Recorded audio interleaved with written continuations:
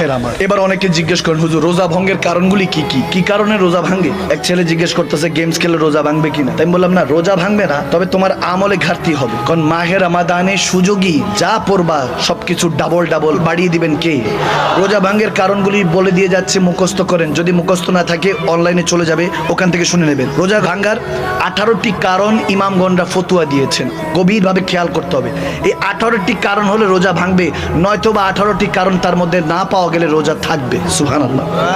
প্রথমটা, ভুলে খাওয়া বা পান করার পর রোজা ভেঙে গেছে মনে করে আবার ইচ্ছাকৃতভাবে খাওয়া বা পান করা, তাহলে রোজা ভেঙে যাবে। দ্বিতীয় কারণ, বিড়ি সিগারেট হুক্কা সেবন করলে। বলো হুজুর এটা তো পান করিনি, স্মোকিং। কিন্তু এমনি দুয়া আইসে আর গেছে, কোনো পানিও না খানাও না, তাদের জন্য বলছি সিগারেট পান করলে তোমাদের রোজা ভেঙে যাবে। তৃতীয়, কাঁচা কোনো চাল, আটার খামির বা একত্রে অনেক লবণ খেলে রোজা ভেঙে যাবে। এমন কোনো বস্তু খাওয়া যা সাধারণত খাওয়া হয় না, যেমন কাঠ, লোহা, কাগজ, পাথর, মাটি, কয়লা ইত্যাদি, রোজা ভেঙে যাবে। 5, পাথর, কাতামাটি, কঙ্কর, তুলা, সুতা, তৃণলতা, খড়কুটো ও কাগজ গিলে ফেললে রোজা ভেঙে যাবে। 6, নিজের থুতু হাতে নিয়ে গিলে ফেললে রোজা ভেঙে যাবে।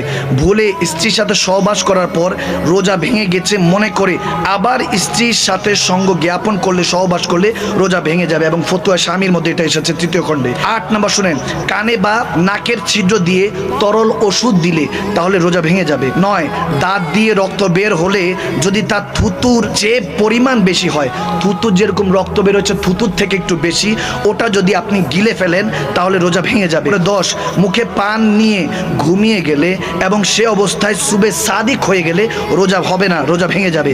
11, মাস্টার পেশেন্ট বলে হস্তমৈথুন করলে রোজা ভেঙে যাবে।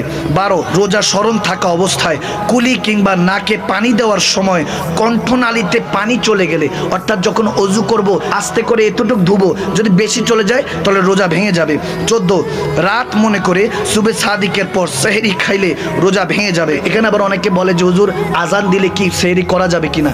আজানের সাথে সেহরির কোনো সম্পর্ক নাই, ওটা হলো সুবে সাদেকের হিসাব করতে হবে। অনেক সময় আজান এক জায়গায় আগে দেয় পরে দেয়, টাইমিংটা হলো আপনাকে দেখতে হবে যে আজানের ওয়াক্ত কখন।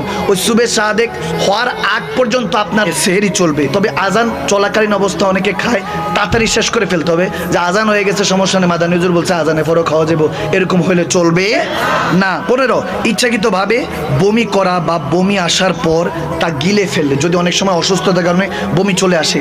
আবার এখানে একটা বিষয় আছে, ইমামগণরা বলেন যদি রক্ত কোথাও কেটে গেল, কোথাও আঁচড় খেয়ে গেলাম বা কেটে গেল, রক্তটা যদি এখানে স্টপ থাকে অর্থাৎ প্রবাহিত না হয় তাহলে রোজা থাকবে। রক্তটা যদি প্রবাহিত হয় কিংবা যদি মুখের থেকে বমি বের হয়ে যায় তাহলে রোজা ভেঙে যাবে। 16, সূর্যাস্ত হয়ে গেছে মনে করে ভুলে দিনে ইফতার করলে রোজা ভেঙে যাবে। অনেকে মনে করে যে সূর্যাস্ত হয়ে গেছে কি ব্যাপার, এখনো তো আজান দেয় নাই মাগরিবের, এই চিন্তা করে যদি ইফতার শুরু করে ফেলে, তাড়াহুড়া করে, তাহলে রোজা ভেঙে যাবে। 17, যদি কেউ রাত ধারণা করে স্ত্রী সহবাসে লিপ্ত হয়ে যায় অথবা সুবে সাদেকের কথা জানতে পেরে তৎক্ষণাৎ সহবাস থেকে বিরত হয়ে যায়, তারপরও ফতুয়া স্বামীর 3য় খণ্ডের মধ্যে এসেছে রোজা ভেঙে যাবে। 18, বৃষ্টি বা বরফের টুকরো খাদ্যনালীর ভেতরে চলে গেলে রোজা ভেঙে যাবে। কারণগুলি বাংলায় লিখে এনে বলে দিয়েছে, কি কষ্ট হয়েছে?